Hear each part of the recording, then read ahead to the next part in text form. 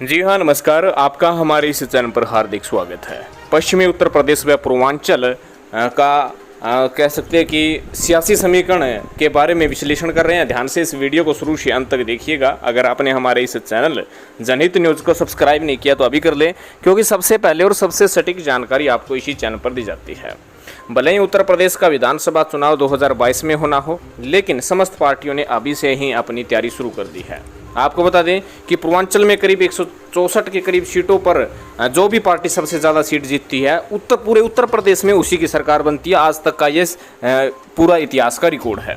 उसी के मद्देनज़र समस्त पार्टियां पूर्वांचल और पश्चिम उत्तर प्रदेश को विशेष दर्जे के तौर पर ध्यान में रखते हुए अभी से प्रचार प्रसार करना और प्रत्येक विधानसभा सीट पर किसको प्रत्याशी बना जाए उसके लिए भी चर्चा शुरू कर दी है। तमाम कह सकते हैं कि सियासी दांवपेच खेलना शुरू कर दिया, चाहे जातिगत समीकरण हो, धार्मिक समीकरण हो, चाहे फिर कह सकते हैं कि दूसरी पार्टी के नेताओं को अपनी पार्टी में शामिल करवाने का समीकरण हो। यानी तमाम समीकरणों को ध्यान में रखते हुए समस्त पार्टियां फूंक फूंक कर पैर रख रही है। आपको बताया कि बहन मायावती ने दलित वोट बैंक के साथ साथ मुस्लिम वोट बैंक को भी अपनी तरफ रिझाने और उसके साथ साथ ब्राह्मण वोट बैंक को भी अपनी तरफ रिझाने, यानी 2007 का मॉडल लेकर चल रहे हैं कि अब की बार दलित प्लस मुस्लिम प्लस ब्राह्मण यानी कि सरकार।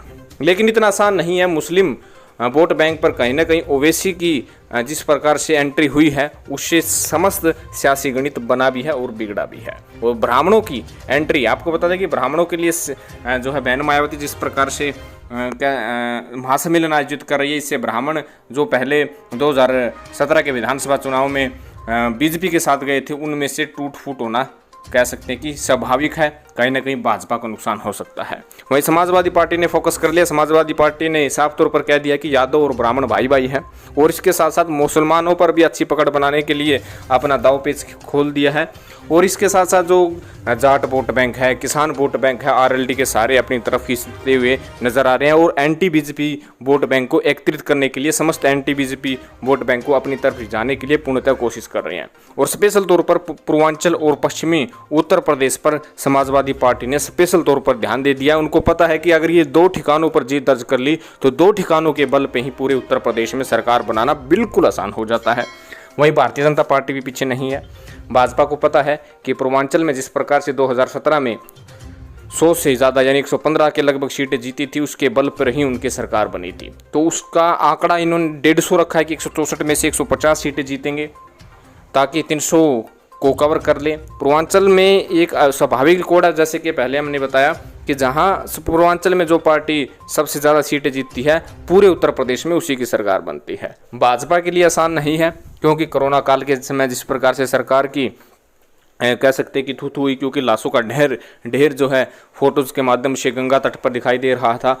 और अन्य जो ब्राह्मणों का मुद्दा पिछले 3 सालों में आया, ब्राह्मण बताया जा रहा है कि रुष्ट हो रहे हैं, वह अन्य मामले हैं। यानी एंटी जो सत्ता वोट है बैंक यदि किसी एक पार्टी को आ जाता है पश्चिम बंगाल की तरह, तो भाजपा की लुटिया डूबती हुई नजर आ रही है। फिलहाल पश्चिमी उत्तर प्रदेश और पूर्वांचल में तीनों पार्टियों का जोर शोर है, और कांग्रेस पार्टी इन तीनों पार्टियों के बीच में आती हुई सबका सियासी गणित भी बिगाड़ रही है। आपको ये बता दें कि पूर्वांचल और पश्चिमी उत्तर प्रदेश दोनों में यदि कोई पार्टी सबसे ज़्यादा सीट जीत जाती है तो उसी की सरकार होगी। इसके लिए समाजवादी पार्टी भी 2012 का अपना रिकॉर्ड फिर से कायम करने के लिए उत्सुक है, और 2017 की तरह भाजपा सरकार बनाना चाहती है, और 2007 की तरह जो सियासी गणित है उसकी तरह बसपा भी सरकार बनाने के लिए तत्पर है। वहीं कांग्रेस पार्टी जोड़ तोड़ करते हुए नजर आ रही है। कांग्रेस पार्टी का मुख्य लक्ष्य है भाजपा को सत्ता से बेदखल करना है। इस विषय में आपकी क्या राय है? आपको क्या लगता है कि अब की बार यूपी में किसकी सरकार बनेगी, कौन बनेगा उत्तर प्रदेश का मुख्यमंत्री? साफ साफ शब्दों में कमेंट करें। धन्यवाद। जय हिंद।